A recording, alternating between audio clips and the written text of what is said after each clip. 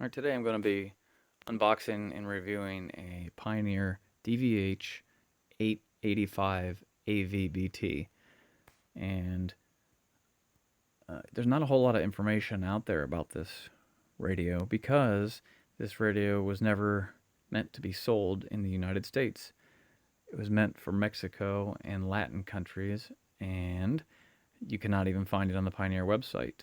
Some people have said it's fake, etc. It is not fake. It is actually made by Pioneer, but there's not a lot of information out there about it. So hopefully this video will help some of you who may be interested in this radio.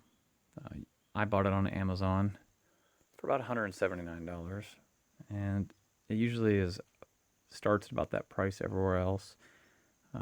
Probably one of the reasons it's not so popular is because, especially with double DIN radios now, not too many people use a single DIN radio.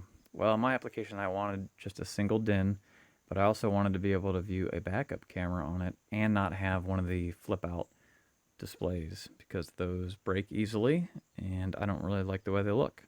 So it only leaves a few options. This Pioneer, there's a JVC one, which has mixed reviews, and then you have a lot of cheap Boss, Pile, etc. type radios, all the way down to like the cheap Chinese $30 screen type radios. I've always had good luck with Pioneer in the past. They have the best sound in my opinion, so I thought I'd give this one a try. Alright, so in the box, we have another box.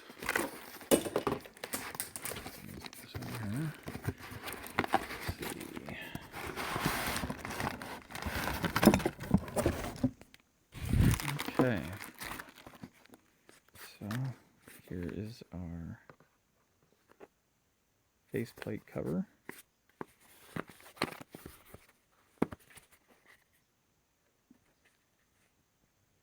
Inside is the faceplate, very sharp looking. Alright, here's our trim. Here's the actual unit itself.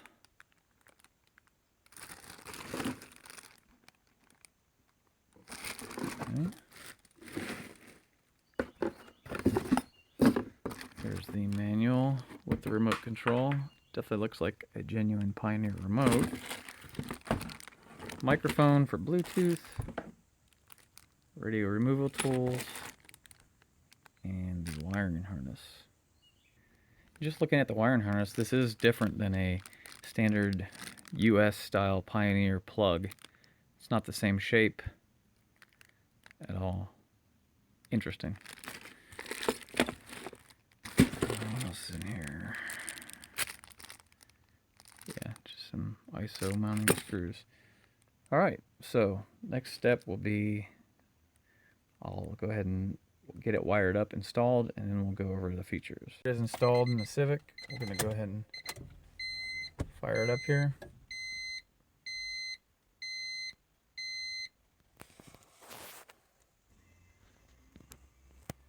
Alright, so one of the first questions is how to store a station, because this isn't a very intuitive radio compared to most Pioneers because there's no number presets.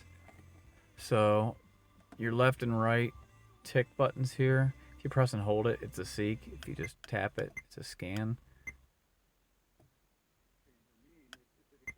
So I'll get to a preset, something I want to save here. Okay, so I want to save this station. So you press and hold the middle button here till the preset button starts flashing.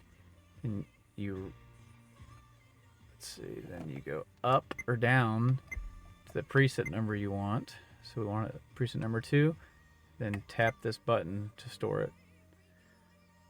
And then to go through your presets, it's the up and down button. If that makes sense.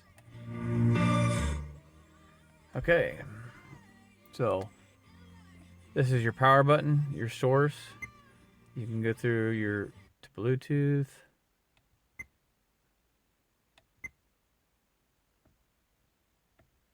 It's also a way to turn it off. You have a mute button. obviously the band button. Select button, if you press it, takes you to audio controls. There's an escape button. You can turn the display off by pressing and holding escape. Like for at night, you're driving out in the country. Press it again to turn it back on. Alright, to get into the menus, we're going to go press and hold the select button. There we are.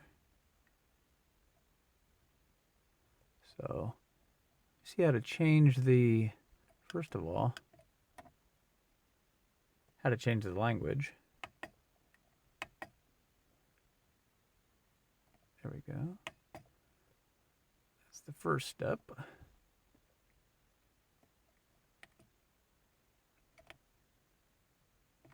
Now we can see what's going on. Audio.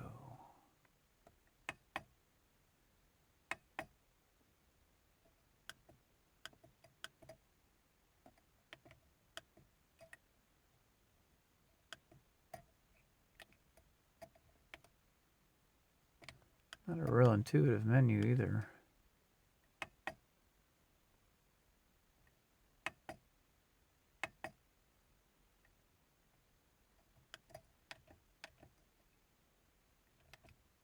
If I hit escape, it takes me all the way out. There's got to be a way to go back.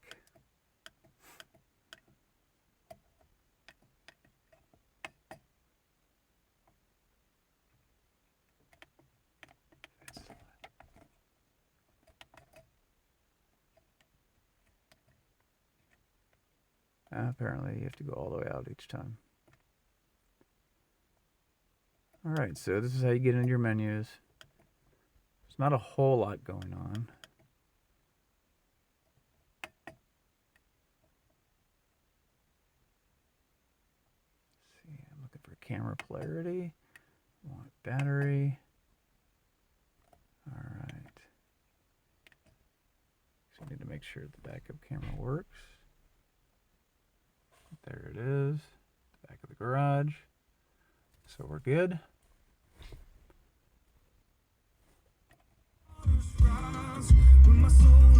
Oh, it sounds good. It does sound just as good as any Pioneer stereo. Let's try out a movie. Before I get to the movie, I will point out that the radio does not seem to support RDS. So there's no title or information for your radio stations, which is a little disappointing to me, but I guess I can live without it. I'm looking to see here if the dimmer switch actually does anything. And it does slightly mute the display, or dim the display. It's hard to see on the camera here. Alright, so we'll pop in a DVD.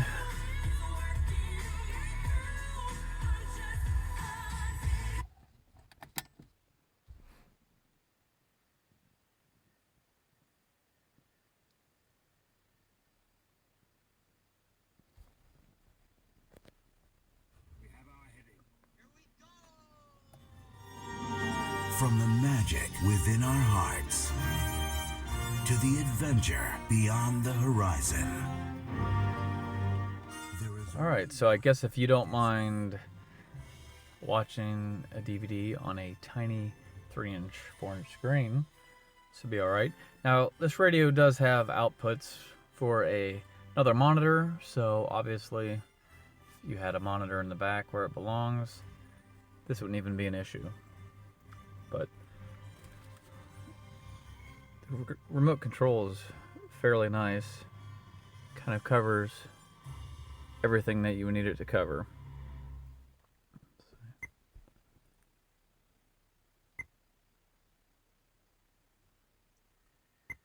So we're going to the menu here.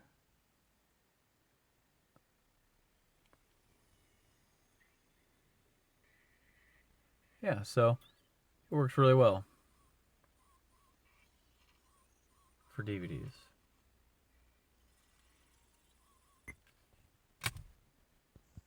All right, for anybody wondering When I wired this in, there is a parking brake wire that's supposed to be wired into your parking brake. For this Pioneer radio, you do not need any kind of aftermarket bypass. If you directly ground that parking brake wire, you will be able to watch DVDs. That's really the only thing that it would be able to lock out on this. Obviously, there's no navigation features or anything like that on this radio. So I am in no way condoning watching DVDs while driving, but obviously if you want to watch a DVD, or the person in the back wants to watch it, you need that wire grounded. So this has other features, obviously Bluetooth connection. I cannot try that while I'm recording this since I'm using my phone, but obviously it has that capability. What are my overall thoughts? I mean, this isn't a very good review video. This is more of just to show you some of the features. But initial thoughts are it's overpriced for what it does. I'd say that a Boss unit would be just as good. You're essentially just paying for the name for this Pioneer because the sound quality it's good, but it's no better than any other aftermarket stereo. Honestly, it's a little subpar to the Pioneer stereo that I took out of the car here, so I don't think it's the exact same type of components that are used in some of the Pioneer stereos you could just go buy in Best Buy or Walmart, etc. It is definitely different. It is definitely really Pioneer. I mean, the remote controls are interchangeable. I took another Pioneer remote that I had, and it does work. Everything works. Like I said, but it is definitely a different system. If you really need the backup camera on here, then this is a good option. Like I said, if you can live without the RDS, supposedly you can change the color of this to red. I haven't figured out how yet.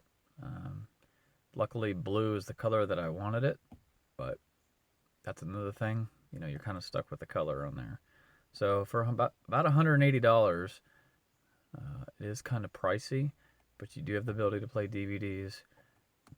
There's a little more functionality I haven't explored yet. You can supposedly, this does support the app radio setup from Pioneer, so you could plug it into your phone, but I don't really know what that would gain you in this situation, except being able to play your music on here. But honestly, your phone screen is bigger than this screen, so you might as well just stream it over Bluetooth and then pop your phone, somewhere like this.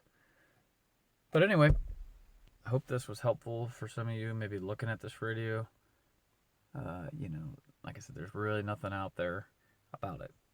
It does work. It is really a Pioneer radio. It's not the best in the world, but hopefully this helped you.